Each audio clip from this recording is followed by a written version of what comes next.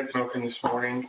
Back ribs are some of my favorite ribs to do. I like them, one, because there's usually no trimming required for them, very easy to prep. Me personally, I like baby back ribs because they are more lean. They have more meat on them than what spare ribs do. Meat on them is a little bit thicker. A lot of times the butchers just like to be a little bit more generous with them because these kind of connect into the pork loin.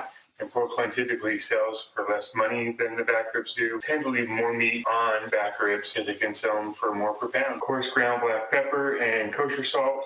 With ribs, 2 parts black pepper, 1 part salt. On the bottom, I'll just put some kosher salt on the bottom of the ribs. One other thing that I've got, I'm going to try out. I've never used these before, but I saw them, membrane pliers from Myron Mixon. Not a huge Myron Mixon fan, don't really care much for the competition style barbecue. Saw these, they were cheap, figured out, let's just buy them and try them out. First things first, using my dirty hand, going to try getting the membrane off with these pliers. Going to just kind of see if we can grab it without me trying to peel anything up.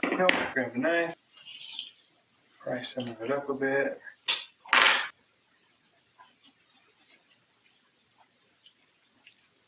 I'm gonna say these aren't super great. At least not what I expected them to be.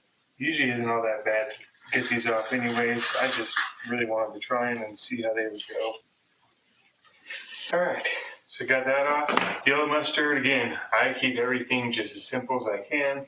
Yellow mustard for the binder, doesn't take a whole lot of it. A lot of people like to use olive oil, and you could really even just use water if you wanted to. And in my experience though, oil, science behind oil is it does tend to attract less desirable qualities of smoke and to keep the rub on there, keep the whatever seasoning you put on the meat. That's all it's for. Top side, and then for this top seasoning, I don't like to go too heavy. Don't want to over season it, that's for sure.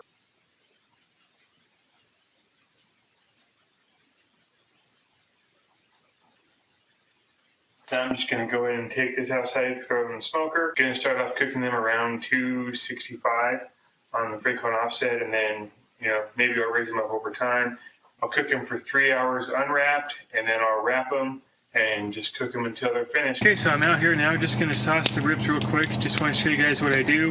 So I just use a barbecue sauce. I use, just half barbecue sauce, half cider vinegar, just kind of dilute it, make it so it spreads easy. You can use whatever sauce you like. There's no right or wrong. If you use a sauce that has lower sugar, then usually it doesn't burn quite as quickly. So what I'll do on this back rack right here, these back ribs right here. So hit it with some cider vinegar to get it kind of wet and moist. Get the sauce and just spread a little bit on there. And then just take the brush here and just lightly spread it all across. So you can see it, and then just hit it with some cider vinegar again. And then what I'll do is I'll just repeat the same process for each rack of ribs. And then once they're all done, just close the lid, let it sit for about 10 minutes so the sauce can set in and kind of glaze over. Then I'll come out here and I'll use some barbecue gloves like these to pick them up, flip them over, and then I'll repeat the same process, saucing them on the bottom side, let it sit for 10 minutes, then I'll pull them in and wrap them. And that's it. So real quick, just going to show you guys how I get the foil ready for wrapping. One thing to know with foil, it does have 2 sides to it. It has a dull side, it has a shiny side. Always have the shiny side up that you're going to put the ribs onto, so when you wrap it, the dull side is out. If you have the shiny side out, it'll actually repel heat, kind of counteracts what we're trying to do. So me, I just like to take cider vinegar, just kind of mist the whole thing. It's important to remember this is our last chance to keep the ribs moist, our last chance to do anything with them once they're wrapped. Like, it is what it is. Hit it with cider vinegar to keep it all nice and moist. And then right where the ribs are going to go, I just like to put just a little bit of sauce. What I'm going to do is the top side of the ribs, I'm going to set them down onto the sauce. And then the back side, I'll just hit real quick with some sauce, and then we'll wrap them. Then when I put them back in the cooker, I put them back in the cooker so that top side of the meat side is down and the bone side is up to finish them off on cooking. One thing to do with these is just kind of go through and just make sure there's no rough, sticky things sticking up or sharp or hard edges, because it'll poke through your foil. Can't have the foil get any holes in it. Got all the hard edges knocked off.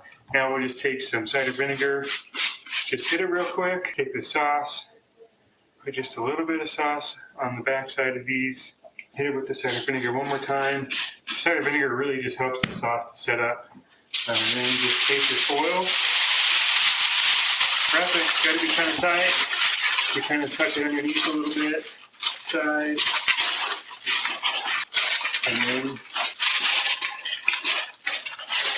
and that's it. And now I'm just going to go take them back outside and put them back on the smoker just like this with the meat side down. Cook them until they're done. To this point, they've been cooking for about 3 hours. So it went 3 hours before we sauced and wrapped them. Back ribs typically take anywhere from about 2.5 to 3 hours after they're wrapped, when they're done.